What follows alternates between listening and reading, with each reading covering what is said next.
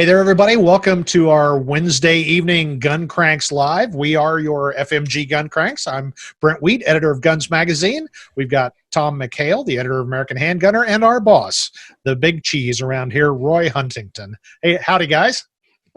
You're using that word boss loosely, right? I know. Yeah. What does he know? In the most informal way possible. Roy, I hang on every word you say, and I respect you to the utmost. Yeah, see me nodding my head and being polite. Yeah, you believe all of that. Well, we've had a lot of great fun with Gun Cranks. We will start coming to you every Wednesday night at 8 p.m. Eastern time, so you can check us out on our various Facebook and YouTube pages. And then, of course, if you don't catch it then, you can catch it later in the past history list. So we're having fun doing this. One thing that we've alluded to a couple times is cop stories. And we try not to tell too many cop stories, but it turns out they're wildly popular. So we thought, how about instead of doing a bunch of work prepping for one of these broadcasts, we're just going to tell cop stories. So keep in mind the statute of limitations has expired and the names have been changed to protect the guilty. But having said that, since Tom didn't retire from law enforcement, he was smart and got a real job. We're going to let him be the master of ceremonies. So Tom, take it away. We're at your disposal. I've got all the power today. So, first of all, I want to know the wait, hold everything. Wait, are we drunk enough to be telling cop stories?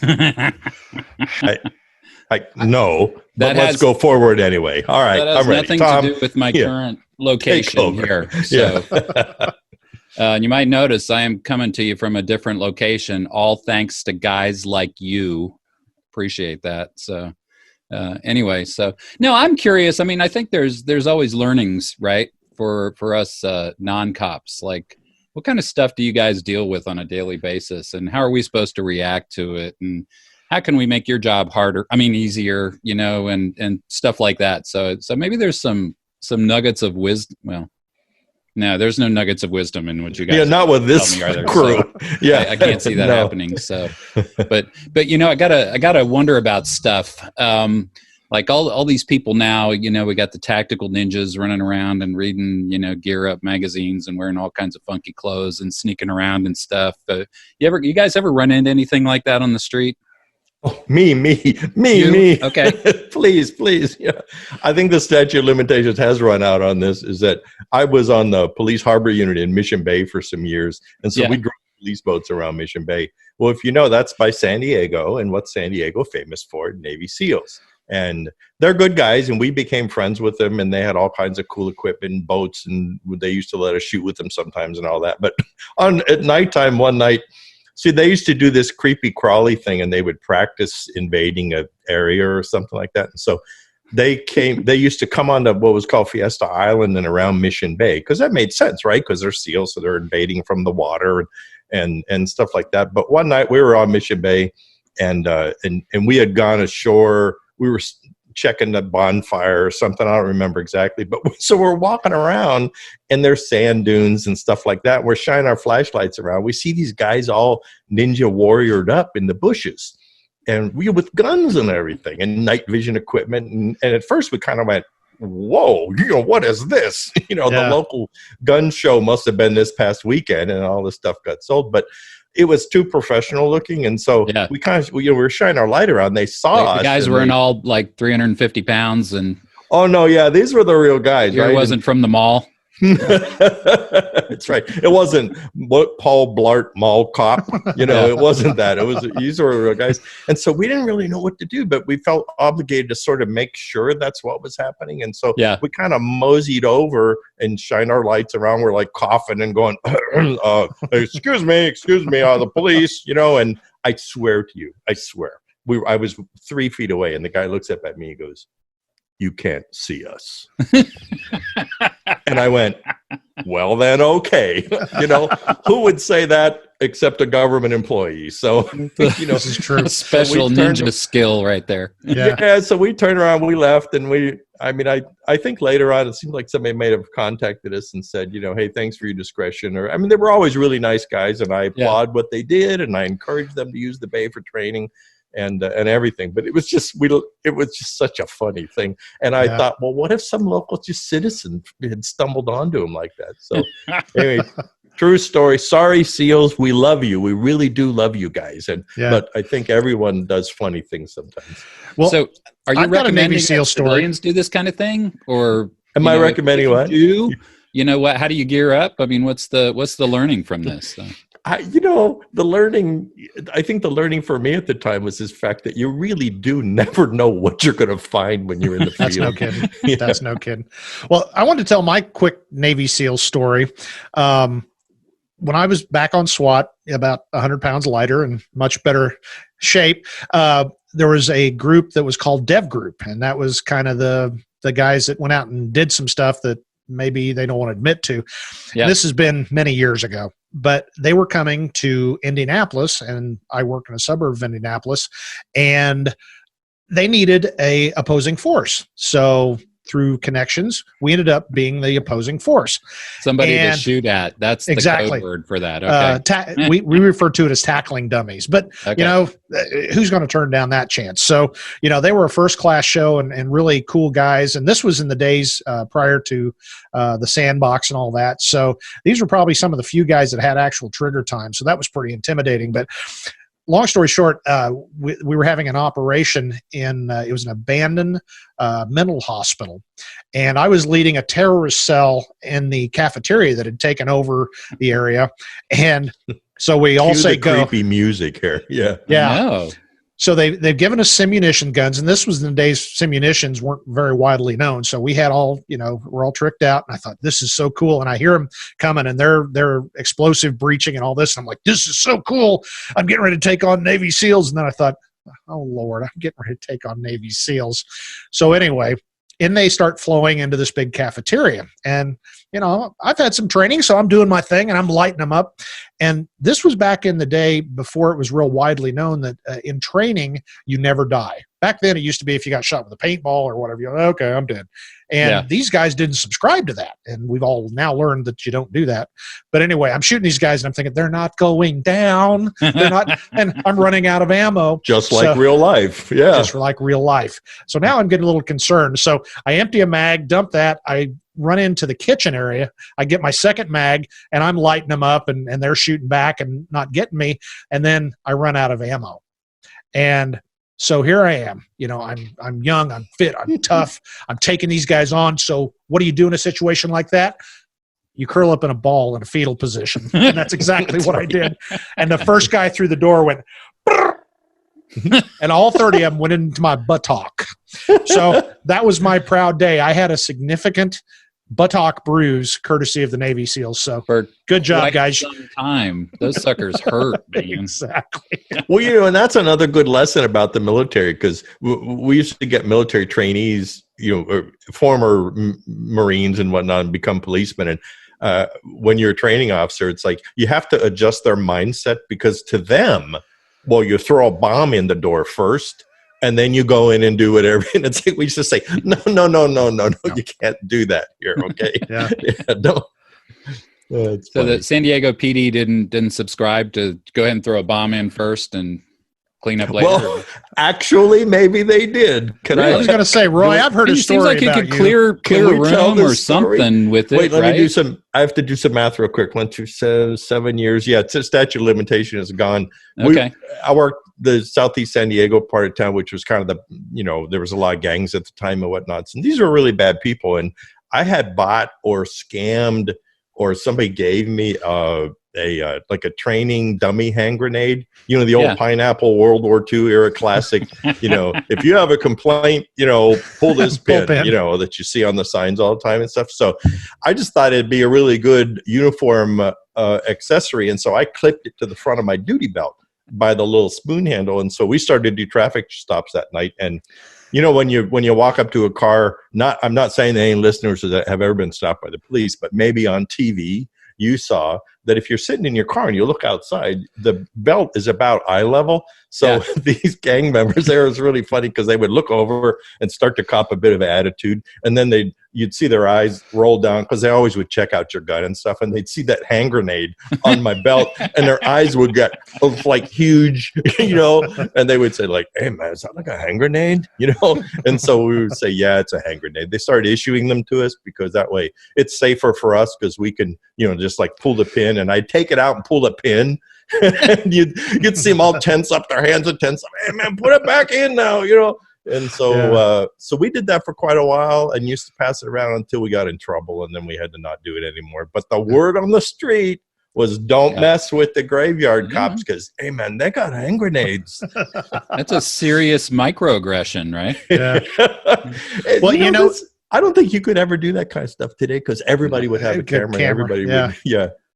Well, I at the risk of this entire broadcast not having any, training value or socially redeeming quality, that's a good point when you talk about traffic stops. Here's my hint of the day. If you get stopped by the police, and it happens, don't do this out the window.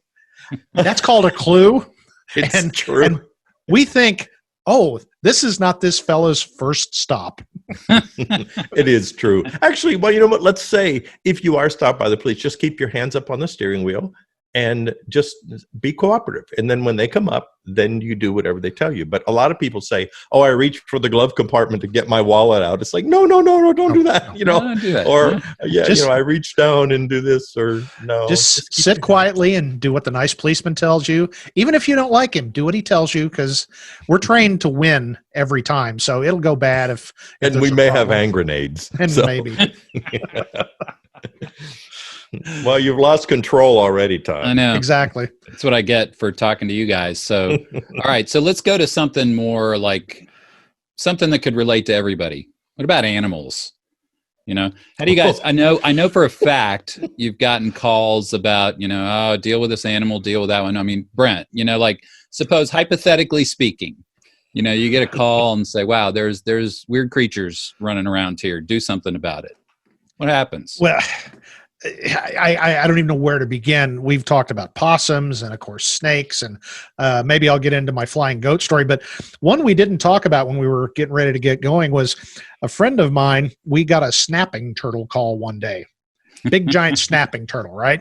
So sounds like something we get here. Well, yeah. And what do you do with a snapping turtle? It's not going to hurt anything, but people don't want it running around the neighborhood with their kids. So we came up with a plan.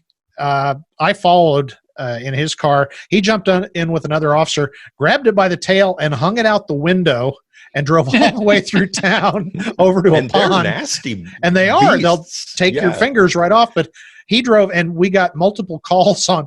There's a policeman. Looks like he's holding a big turtle out the window. Yeah, he was. No, that couldn't be happening. You must be mistaken, sir. Have you been you're drinking? Taking him back to the station to lock him up, or what? Well, snapping turtle's good eating, but we thought maybe not on duty. Yeah. My turn. I want to tell. Oh, go ahead. You're on. I'll do two quick ones. First one is really funny. Got a call, some kind of a wild animal in a neighborhood, work in suburbia, but in San Diego County there, especially in the suburban areas, it's pretty, country. I mean, because there's canyons everywhere. So there's a lot of wild animals come in. And so I get there and I get out. It's a summer Sunday. There's people all over the place. And I said, hey, you call about there's some problem with the animal. Usually it's like a coyote or, something weird like that's coming. These people just pointed over and there's a possum walking around, which is kind of weird in the daytime, but he's walking around and he's got like some kind of an aluminum or a tin can stuck over his face and head. And so he'd obviously been, rooting around in the trash or doing something. I don't know how he got it. So, but he was just walking around in circles and banging into, the car tires and stuff. And so everyone said, what are you going to do? You're going to shoot it? What are you going to do? And I thought, well, it's a possum, right? And so I just walked up and I pulled the can off, right? And it kind of had to tug a little bit, bonk, and it was the funniest thing because he stopped, he looked up at me, and I swear he kind of went, hey, thanks, man. And then he turned around. But like you said, Brent, then, man, he shot off bro. Like a bullet. They are amazingly fast. It's a funny thing. Can I tell one little short snake one? Yeah, go ahead. Very funny one. This is true. In a similar neighborhood, call rattlesnake. There's a lot of rattlesnakes there. And so I get there, and there's this distinguished-looking, late 40s, early 50s kind of a guy with, white or gray-haired temples, and he's got his arm on about an 6 or 8 year old boy, and they're standing on their driveway, and the driveway has little low juniper trees on either side, and I said, you guys call about a snake? He said, yes, officer, if there's a rattlesnake in the bushes right there, and would you be kind enough to handle that? And so that was a pretty common call for us. So, so I walked over with my nightstick and poked around, and sure enough, there was a little snake that was, maybe a foot long or less, just a little tiny rattlesnake, and he's curled up there. So I thunked him on the head with my nightstick and picked him up and threw him in the trash can, which was happened to be at the curb there. And as I turned back, I was kind of waving goodbye and say, "Hey, everything's okay now." And it was so funny. I died. The little kid looks up at his dad and says, "Dad, why couldn't you have done that?"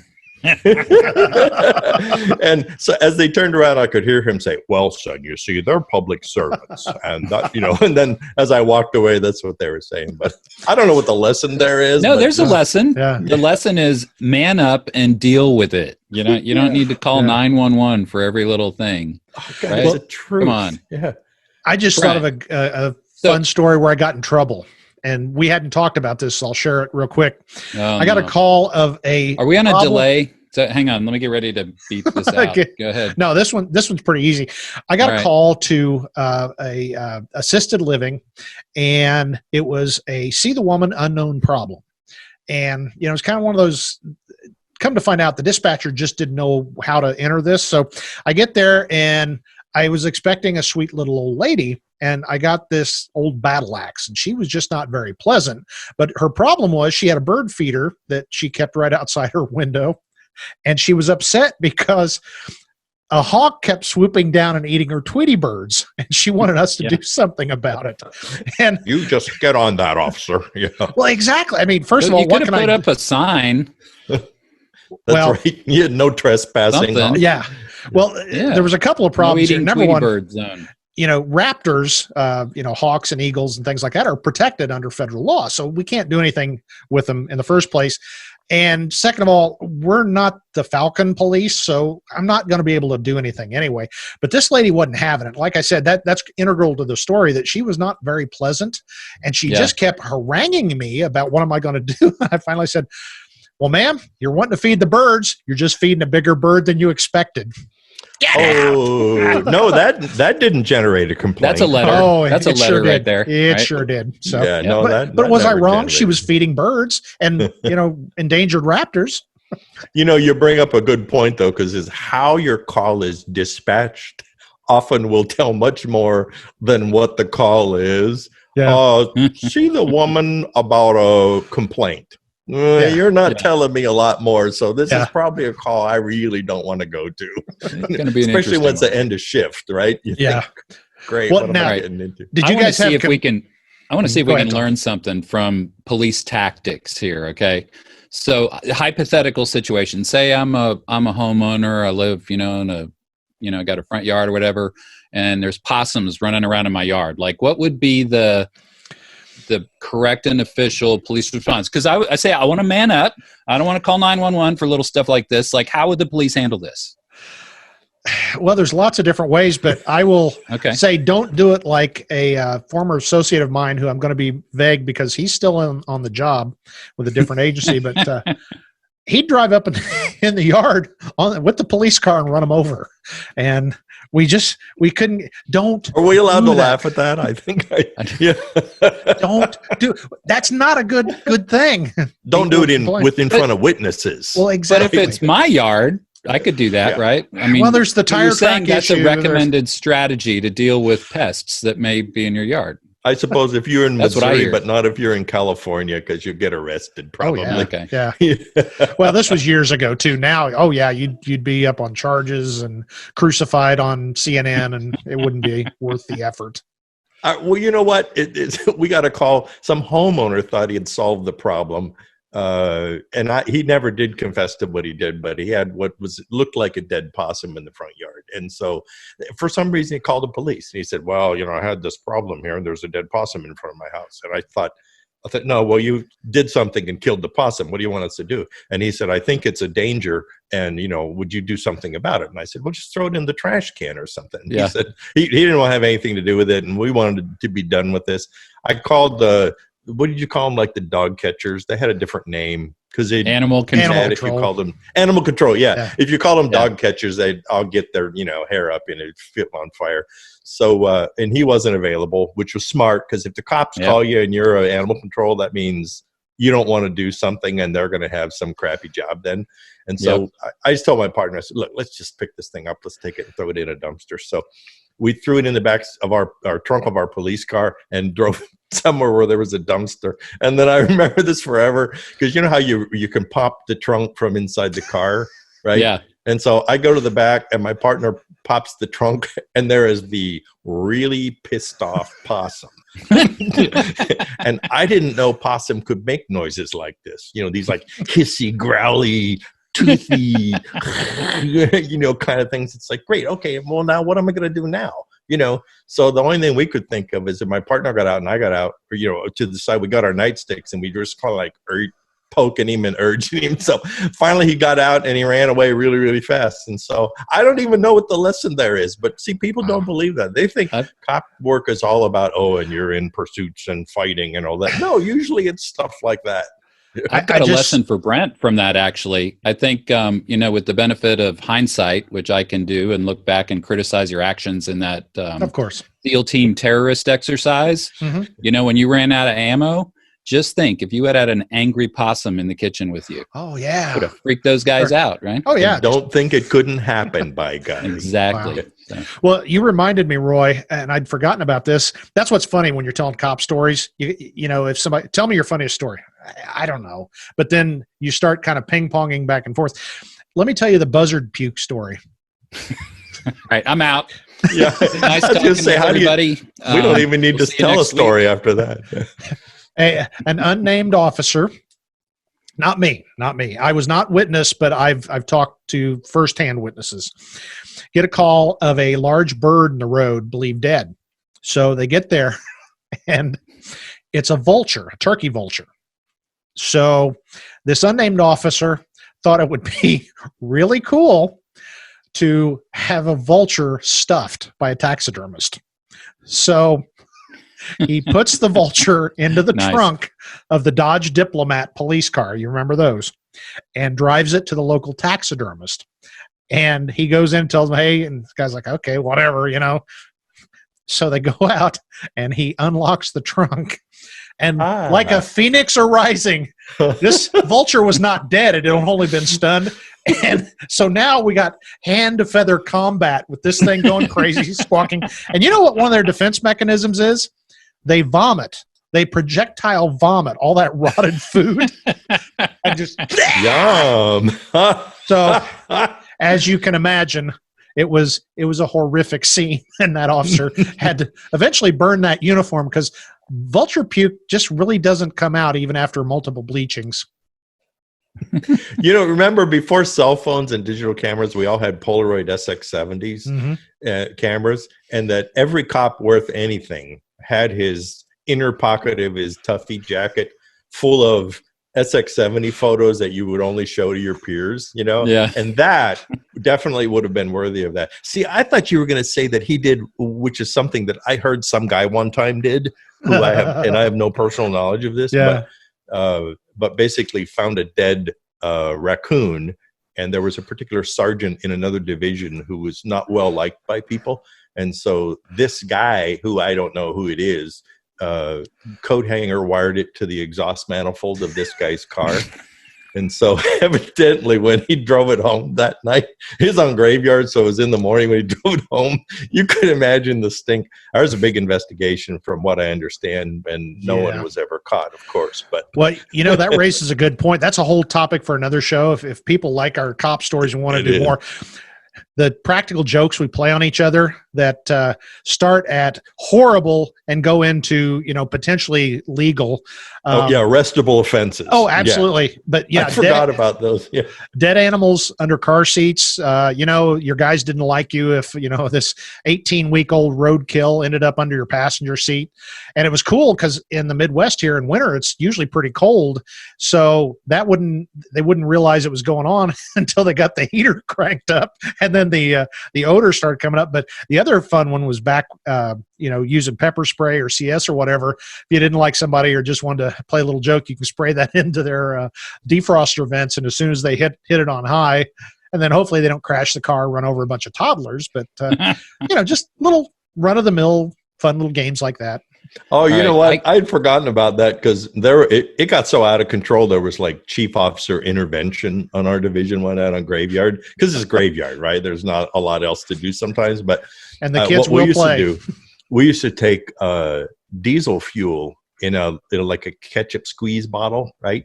And so what you do is when some guy was in eating, you put diesel fuel along both windshield wiper blades because you can't wipe it off, right? And then just what you said, you spray the vents with, at the time it was OC spray, and then we would usually put handfuls of torn up paper down in the vent too, and then turn all the lights and sirens and everything on, which of course doesn't come on until after you turn the key on.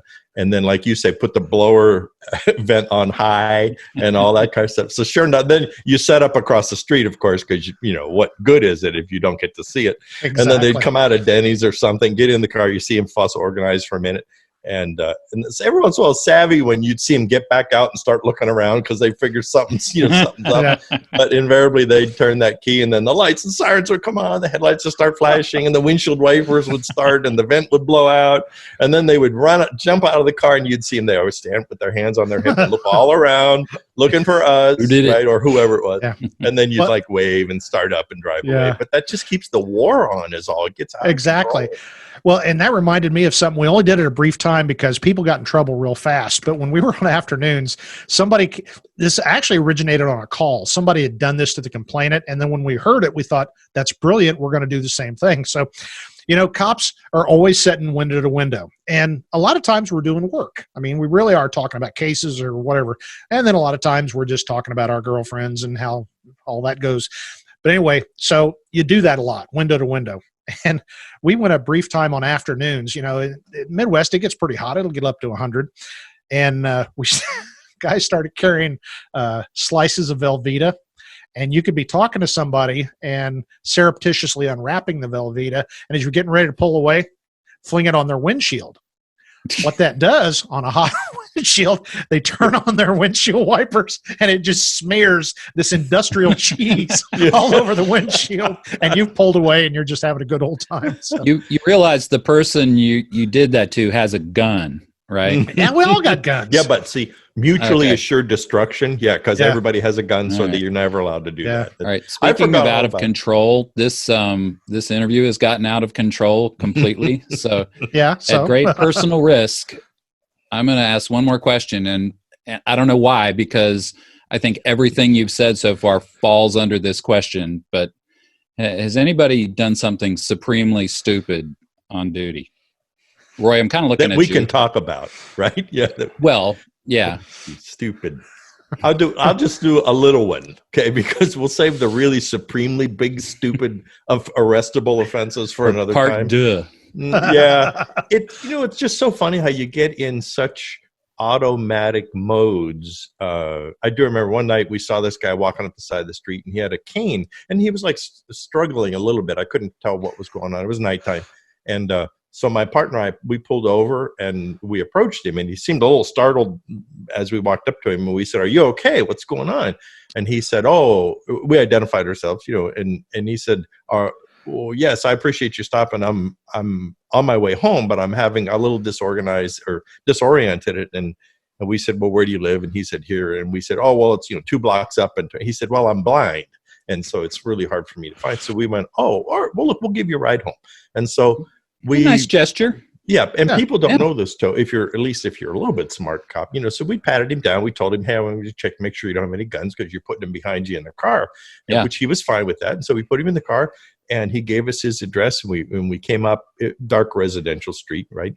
And so we get him out of the car, and then he gets himself oriented, and we walk him up to his front door because we want to make sure he makes it home. And as we walked up to the front door, I turned my flashlight on so he could see to put his key in the lock, right?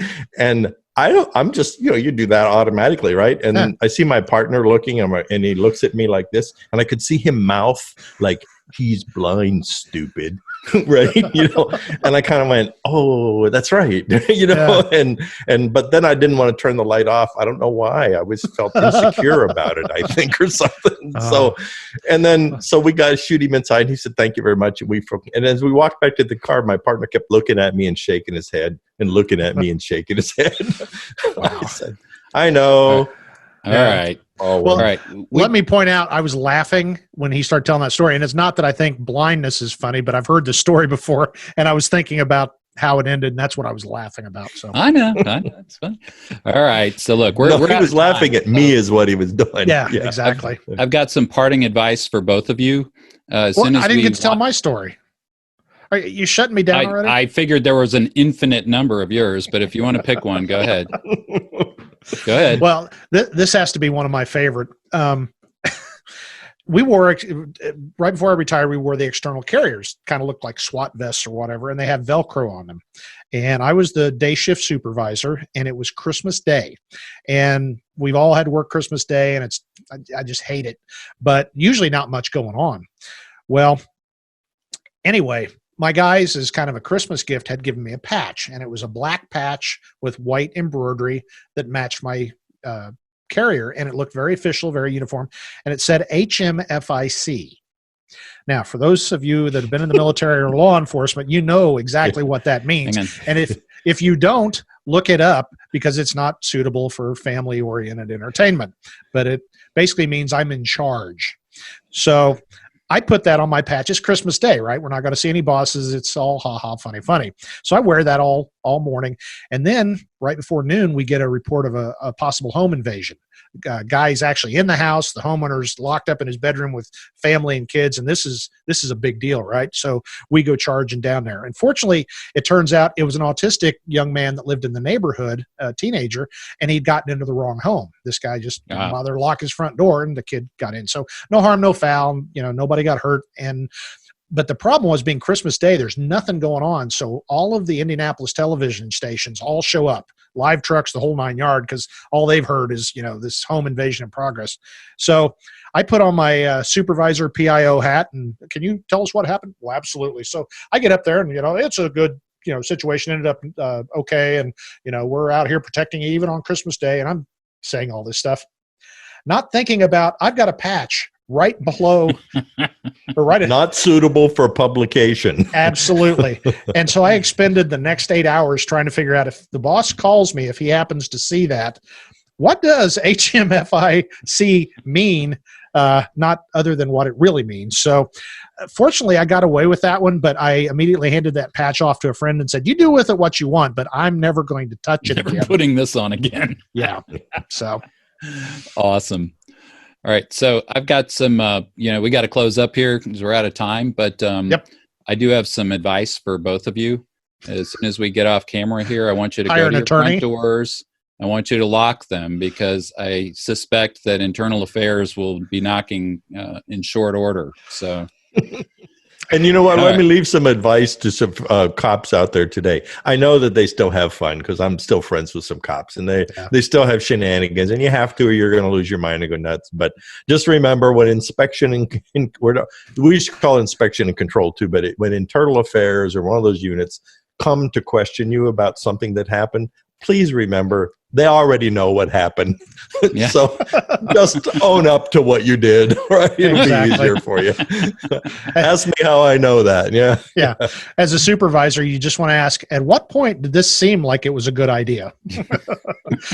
Well, it's been great fun telling cop stories, and we literally could do this for hours, because that's what we do sometimes when we get together. We have a few beverages and start telling them, and they seem to, one flows right after the other like a waterfall. So hopefully folks like this. We didn't go too long, and Tom was our affable master of ceremonies. And if you like combat pay for this episode, yes, You probably extra should. Punishment. Okay. Probably should. But All if right. you like what we're doing, let us know. You can reach Tom and Roy at editor@AmericanHandgunner.com. You can reach me at editor@gunsmagazine.com, and let us know if you like hearing this kind of stuff, because we could literally fill hours and hours and hours and hours of it, or we can never do it again. It depends on what you guys say. So tell your friends, even the liberals, that every Wednesday night on social media at 8 p.m. Eastern time, we're having our Gun Cranks live, and we are Gun Cranks. So on behalf of Tom McHale, editor of American Handgunner, and Roy Huntington, publisher of both Guns and Guns Magazine and American Handgunner, he's our boss. Hope you guys have enjoyed this, and hope you have a good rest of the evening, and we will catch you next week all with Gun Cranks Live. Bye-bye. Bye-bye.